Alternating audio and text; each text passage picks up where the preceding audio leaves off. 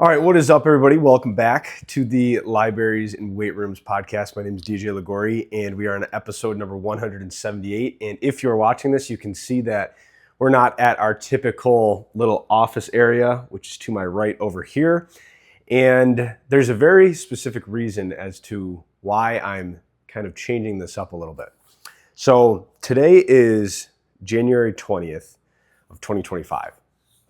And yesterday, well, actually, Saturday, I did a really cool, I made some great progress with a project that I've been working on that I've been very excited to kind of bring to the world. And it came out great. It was really cool. And then I heard about this big ban on TikTok and CapCut, which is owned by TikTok. And so I do all of my video editing, all of my content creation, whether it's posting stuff on Facebook and Instagram and TikTok, LinkedIn, or if it's just creating content in general. If I just need to make like a video for a landing page, whatever, I use all of that, or I do all of that in CapCut. And so when I finished this project on Saturday, I was so excited to come back home and like edit it and start basically getting it ready to bring to the world. And I log into CapCut and it's like, CapCut isn't available right now. And so I'm like, oh, all right, this has got to be like a fluke or something. So like I log back in, I just restart my phone and everything. And then I go online and I see like, wow, like this is actually really a thing. So the reason that I'm doing this on my phone is because you'll notice when I actually publish this, there's going to be no like libraries and weight rooms things. I can't really put anything on this video because I don't have access to the tools that I actually use to do that. So I'm using what I have, right? I have my phone, I have my my little ring light, right? I have just like enough to actually get this podcast out into the world. And if you can hear me as well, I kind of have a little bit of like a raspy voice right now. I've been sick the last like 3 or 4 days. Haven't really felt that good, had kind of the chills, had a little cough. Been trying to exercise. I went to the sauna just to kind of work myself through it. And I think I'm kind of beating it, kind of getting over it a little bit today. But it made me think about when we don't feel that great. And it made me think about when we don't want to do something. We're just like, I don't feel like it. And if we always trusted our emotions and the way that we felt, we probably wouldn't get a lot done. And I've heard before that our emotions are a guidance system, right? Now, we can either listen to the emotion and basically say, oh, I don't feel like doing this, so I'm not going to do this. Or we could say, I don't feel like doing this, so I am going to do it, right? So it's kind of like, you know, the guidance system is whatever you want to make of it, right? It can either push you in the direction or you can actually use it almost as like a backboard to push you away from that.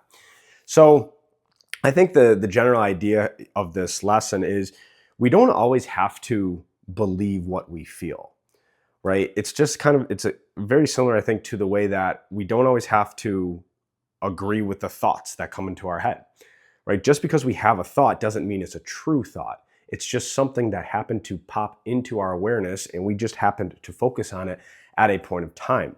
I have a very good friend of mine who did a meditation once, and they said to think about thoughts as like traffic, right?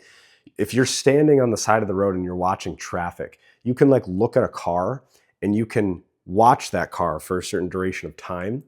And then you can just like stop looking at the car, right? And then there's all these other cars that are going by, right? But at one point in time, you can stare at a car and you can kind of like lock in on that one car. That's kind of the same thing when it comes to our thoughts, right? They just kind of go, right? They're everywhere. And then there's sometimes where we just happen to lock in on one and we start to focus on it and we start to see the color of the car, right? Maybe the wheels, maybe the colors of the rims, right? Maybe the make, the model, right? Things like that, where if we associate that to the way that we focus on thoughts, then we start to break down, ooh, why did I think about that, right? Or why did that thought happen to come into my head?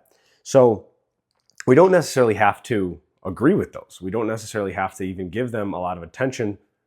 Perhaps after we've already given them some attention, we can say, all right, you know, it's just a thought, right? I don't have to necessarily make that the thing that is bothering me or pushing me in a certain direction. So I think that is the exact same thing when it comes to our feelings, because I think a lot of the way that we feel is dictated by the thoughts that we're actually focusing on, right? So if we do focus on some of those thoughts, we might actually produce a feeling, and then we might actually act off of that feeling.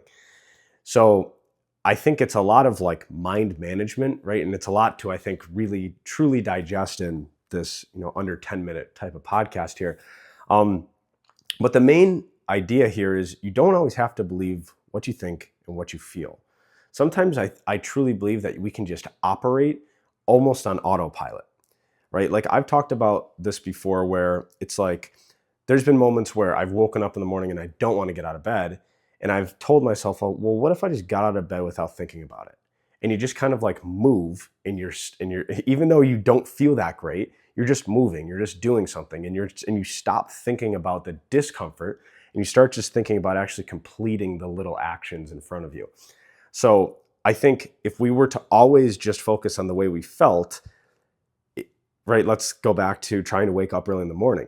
If I didn't want to wake up early in the morning and I felt cozy and warm and I wanted to stay in my bed, then I probably wouldn't get out of bed, right? So we can't always listen to those feelings, or we can't always listen to those thoughts. So like this weekend, I didn't feel that great at all. I felt horrible. I didn't want to go work out, or I didn't want to write daily diamond emails or work on this project or any of my other projects, yet I still did them. I still pushed through them, even though I really just wanted to curl up in a little ball and hang out in my bed all day, right? I think there's something to be said about doing things even when you don't feel like doing them, right? We can all do things when we do feel like doing them. That's really not that hard to do, right? Because we have a lot of motivation and we're very enthusiastic about it. What about the times when you don't feel like doing it? That's where I think we start to separate ourselves from other people. So think about that idea. Doing things even when you don't feel like doing them might help you get through some of those barriers, whether they're mental barriers, physical barriers, whatever they might be, to help you get closer towards your goals as we move into 2025 here. So thank you guys so much for your time and your energy. Hopefully CapCut comes back in the next couple of days or weeks. Might be a little interesting creativity in the next couple of days or weeks for me to see how I can keep creating content and doing the things that I love to do. And thank you so much for tuning in to this week's episode, and we'll talk to you guys soon. We'll see you.